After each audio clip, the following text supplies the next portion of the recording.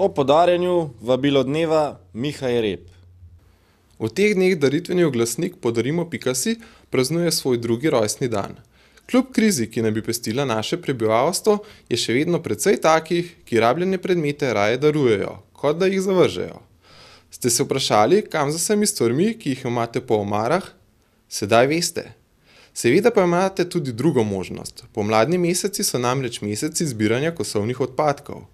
Vendar, kot je opaziti, mnogi raje darujejo svoje odpadke kar preko daritvenega oglasnika. Kako ne, če pa ob tem dobijo tudi brezplačen odvoz, kar od doma?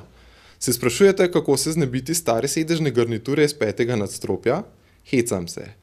Darujte stvari, katere bi tudi sami še uporabljali, in ne stvari, ki bi se jih sramovali tudi sami.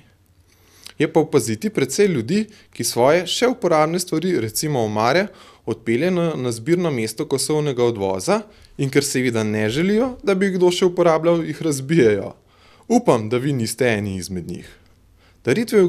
Daritveni oglasnik Podarimo.si je precej preprost za uporabo, zato precej ljudi prek njega daruje predmete.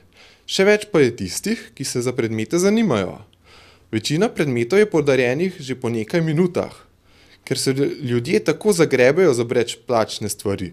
Mimogrede, šenkanemu konju se ne gleda v zobe, kot pravi pregovor. Vam svetujem, da oglasov ne oddajate ob poznih večernih urah, če nočete, da vam celo noč zvoni telefon. No, če ne prej, vas bo ob 6. zjutraj zbudil telefon, ko se bo prvemu zazdelo, da je že primeren čas za klicanje. Še je čas, da se tudi v vas prebudi kanček solidarnosti.